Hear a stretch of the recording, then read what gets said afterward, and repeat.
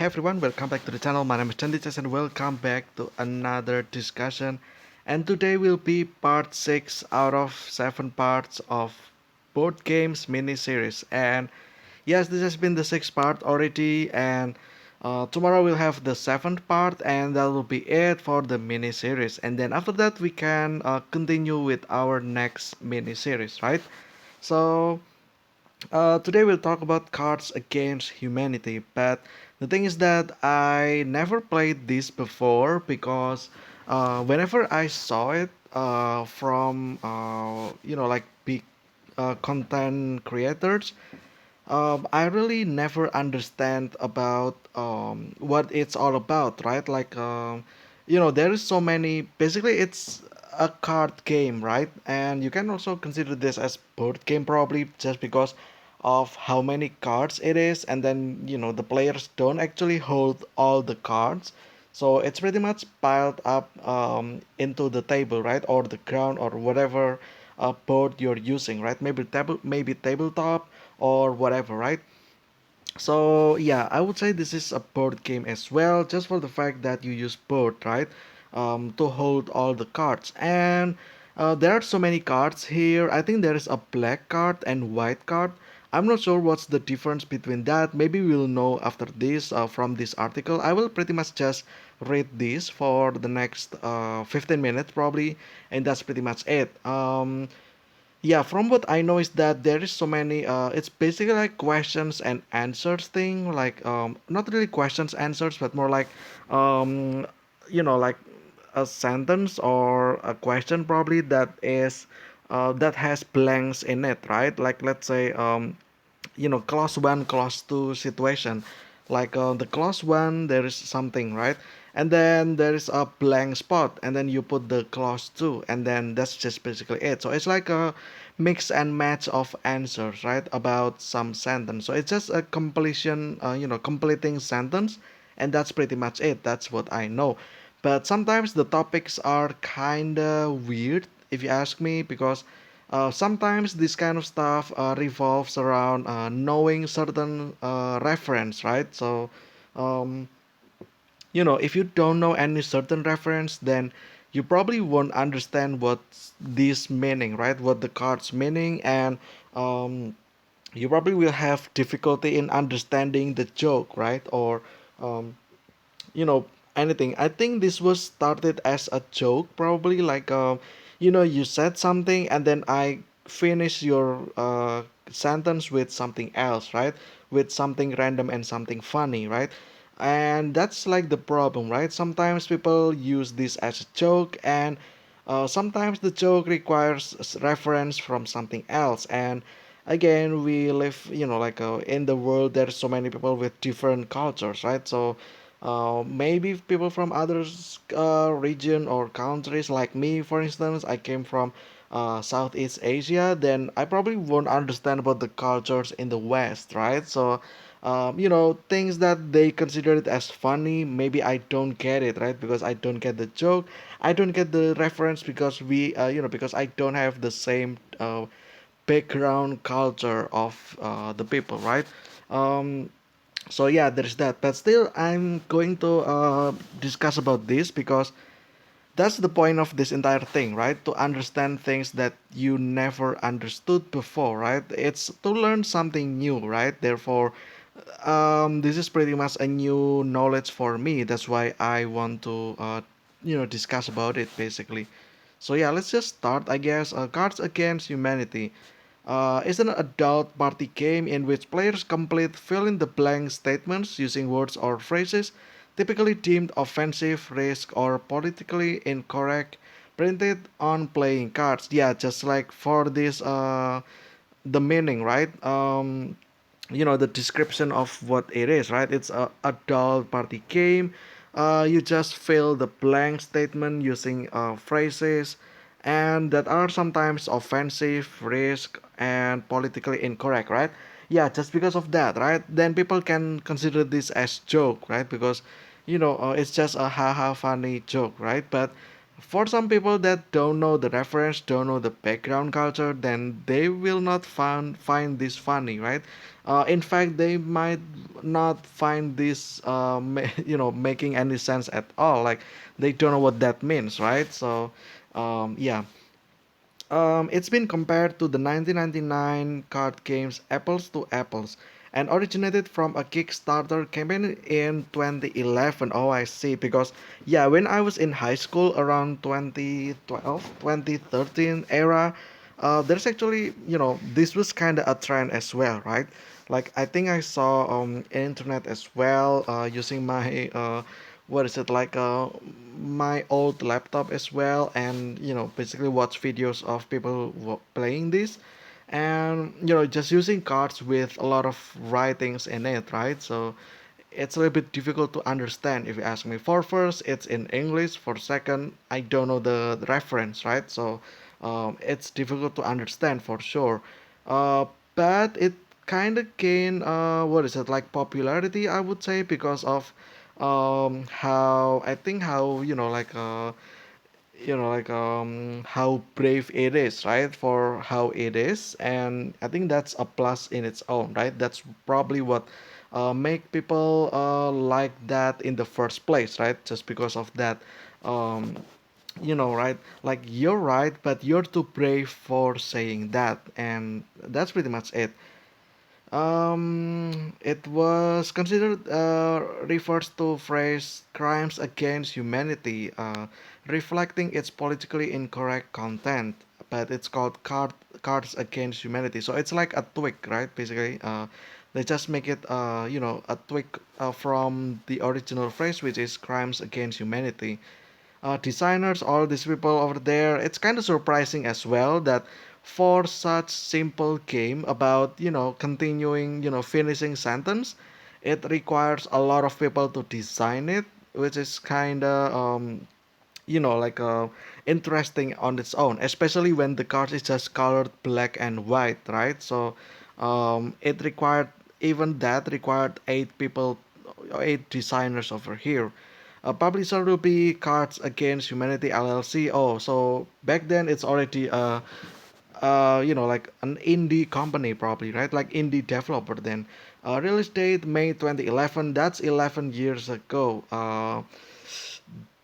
That's like, yeah, that's already too long ago, right? Like looking back, I was still high schooler, and now I'm just no jobber, right? Yeah, right. It's just kind of like throwing back, right? Throwing back time basically, to the good old days basically. Players 3 to 20 plus, which is interesting because you can play this like in massive group of people, right? Don't know why, don't know how they will play it like that. Maybe we'll look about the gameplay maybe after this.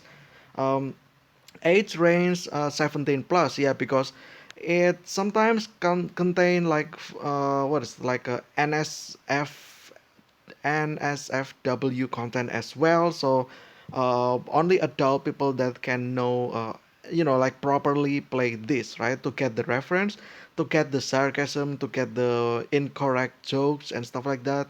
Cards 550 and 600 base set. Oh, okay, that's a lot of cards, right? 550 and 600 for the second version probably, as the base set. And then or maybe that's like black and white, 550 and 600, but I doubt. It's probably like, half of half, right? So it's probably like 225 black, 225, not 225, but what is it? 275 black and 275 white, right? And then 300 black and 300 white. The deck will be dedicated. I'm not sure what that is. Playing time 30 minutes to 90 minutes, which is pretty much like a regular board games, right? That kind of time, which is just pretty much an hour thing, right? It's just you sit for an hour, having a talk, having a conversation, and then while also playing games, and that's pretty much it, right? And then this is the website, I guess. They, yeah, again, like I said, this is they already had this like as an indie developer at first, right? Now it's an LLC probably. I'm not sure. Yeah, like a licensed company, I think. What does LLC means again? I'm not sure, but I think it's somewhere along licensed company or something like that, right? So they have this dedicated website for that. Development was created by a group of 8 Highland Park High School alumni.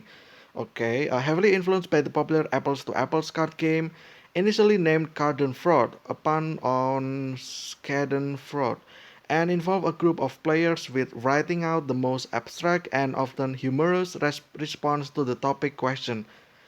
The name was later changed to Cards Against Humanity, with the answers pre-written on the white cards known today. Co-creator Ben Huntud experiences with various games such as MTG, Balderdash, Carrots as inspiration, also noting that Mad Libs was the most direct influence for the game. Okay, so yeah, the game was financed with a Kickstarter crowdfunding campaign and influenced by a previous crowdfunded campaign for a book and the design of then President of the United States Barack Obama's campaign. Campaign started on December 1st. It met the goal of 4,000 in 2 weeks. And then the campaign ended on January 30, 2011. So that's about 2 months.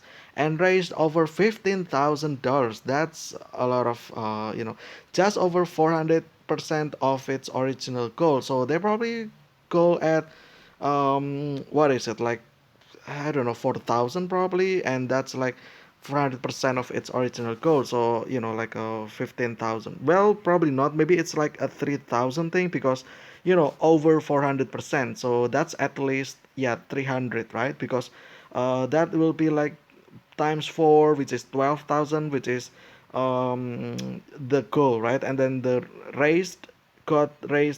goal got raised over 15,000.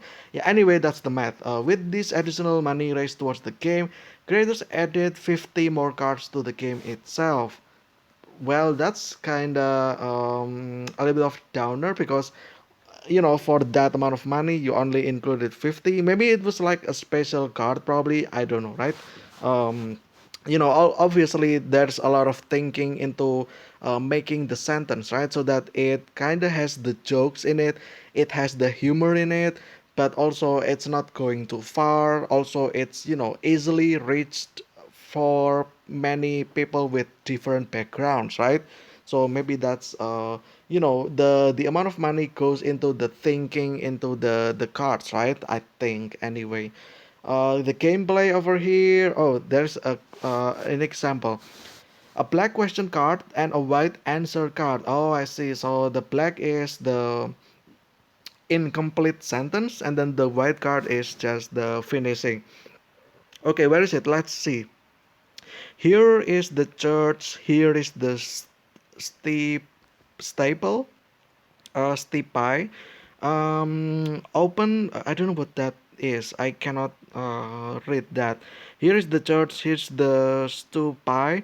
Open the doors, and there is an argument with Richard Dawkins. Yeah, I don't get the joke here. An argument with Richard Dawkins.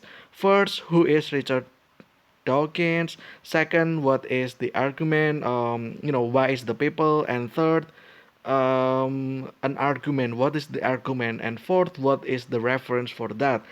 I do not. I'm not able to answer all those questions, so I pretty much don't get the humor or the joke here, right? Which is again, this is the problem for the game, right? Well, I kind of know, like they make this only for local people, right? So is if it's in the U.S., then it's they mainly make it for the U.S. people, right? But for some people in Asia, Southeast Asia, they probably don't get the jokes, right? So yeah, that's like the Great Wall of Barrier, right? Like the wall of what is it, like different cultures basically, right? To start the game, each player throws 10 white cards. Okay, according to the rule book, the person who most recently defecated begins as the card Caesar, okay, or card Tsar, and plays a black card face up. The card Caesar then reads the question or fill in the blanks phrase on the black card out loud. The other players answer the questions or fail by its passing one white card face down to the card. Okay. The player, the master, shuffles all the answer and shares its card combination with the group. For full effect, the master should usually reread the placard before presenting its answer. Then picks the funniest play, and whoever submitted it gets one awesome point. Oh, I see. Yeah, like this one again, like relative, right? So everyone offers one, like one card, and then the master will, basically pick which answer best couples with the black cards, right? To finish the blank, right? So they choose it themselves, and then they consider this as maybe funny, maybe hilarious, maybe like something, right? Like something new, right? So they choose this, and then the player gets the point, right? After the round, new player becomes the master, and everyone draws back up to seven white cards. Oh, I see. The part of speech of a white card is a noun or gerund. Both single words and phrase construction. Okay, so it's basically a noun, right? Or a sentence that represents a noun form, right? Okay. The rules the rules are flexible and can be altered. Okay. Yeah, and then this is the example. Okay, there you go. This is the white cards, and then this is the black cards. I see. Release and sales. I guess this is pretty much popular. I would say back then people, you know, bought this, as the trend. I would say like people bought a lot of these probably, and yeah, I would say that this was a huge success probably. And yeah, 12 million in profit, $12 million US dollars, by the way. And according to the company, customers have downloaded the PDF file 1.5 million times, like to play this with themselves, right? Probably. And yeah, October 2011. Oh, that's only that. As part of the big games area of the annual Indicate. Okay, license under. Okay, license and can be downloaded at their website. I see. Black Friday promotions. Okay, that's just to escalate the thing, right? And then probably to give the expansions as well. Yeah, this one. The game and expansions were removed from the online store and replaced by boxes contain sterilized bull faces sold at. Okay, I see. So yeah, I guess because this is card games, and typically like any other board games, they modify or release an update to the game, right? It's called expansion. So they can pretty much expand the game with buying the extended version, right? For more various cards probably, right? And there's that. um okay, that's pretty much it. Reception, I would say that this is probably like it was a huge success. Yeah, this one, like America's most successful brands, position itself against the masses when in fact it is mass taste distilled. It is the product of a culture in which transgressing social norms has become an agreed on social norm. Yeah, it's basically like things that you consider this as an unusual thing to say at least, but now since you play it, you kind of normalize this, right? As a joke at least. And yeah. Um okay, criticism. Okay, 2014 posted a photo of a burning game card featuring the text passable transvest. Okay, I'm not gonna read that probably. Okay, regret writing this card. It was a mean, cheap joke. We took it out a while ago. Okay, so yeah, there's that. I guess it makes sense, right? Because sometimes, again, like maybe like the original phrase from back then, maybe like, compared to current society, maybe people sometimes can find it a little bit too offensive, probably, right? And I would say that even in 2022, maybe some people find some answers to be a little bit too far, right? And yeah, there is that, and I think that's pretty much it, right? There's nothing else to mention here. That's just pretty much a game about filling the blank or continuing or finishing the sentence, finishing the clause, and that's just basically it. Anyway, I think that'll be it for today's discussion about Cards Against Humanity. It's already been 20 minutes or even more, a bit, but that's just all the time that I've got for today's discussion. I hope you guys enjoyed. Stay safe, stay healthy. I will see you again tomorrow for another discussion about board games for the final one. But until then, see ya.